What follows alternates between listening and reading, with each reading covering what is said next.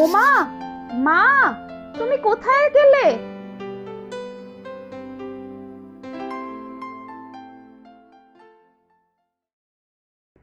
ও, তুমি এখানে?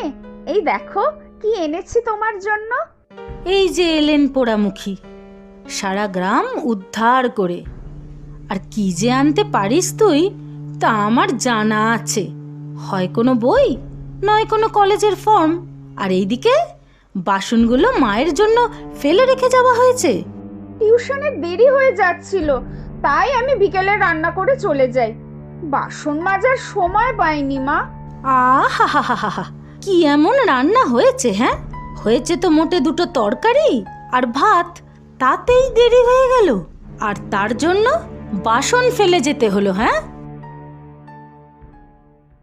আজকে দুজন স্টুডেন্ট মাইনে দিয়েছিল, তাই আসার পথে তোমার আর আমার জন্য দুটো এগরোল আর বাড়ির সকলের মিষ্টি নিয়ে এসেছি। কেন দুটো রোল কেন? আচ্ছা, তোর ভাইয়ের কথা কি একবারও মনে পড়ে না? মা, ভাই তো বাইরের খাবার খায় না।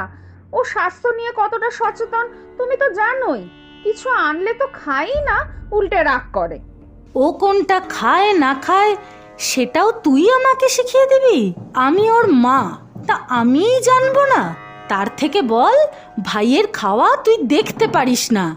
মা, তুমি এমন কথা বলো না। আমার ভাই খেলে আমি দেখতে পারবো না? আমি খাওয়ার আগে ভাইকে জিজ্ঞেস করেছিলাম, ও আমাকে বলেছে এসব একদম খাবে না। তাই আমি তোমার আর আমার জন্য আনলাম, ভাবলাম তুমি খুশি হবে। ধিঙ্গি মেয়ে ঘরে পড়ে থাকলে কোনো মায়ের খুশি খুশি লাগে না। হাহ, তাড়াতাড়ি বিয়েটা কর। আশেপাশের লোকের কাছে মুখ দেখাতে পারি না, তার উপরে ছেলেটাকেও তো মানুষ করতে হবে। না, আমি যাই, সন্ধে হয়ে এলো। ওরকম সংসেজে দাঁড়িয়ে না থেকে বাকি বাসনগুলো মেজে নিয়ে আয়। এই নাও জল। তা আজ তোমার ফিরতে এত দেরি হলো?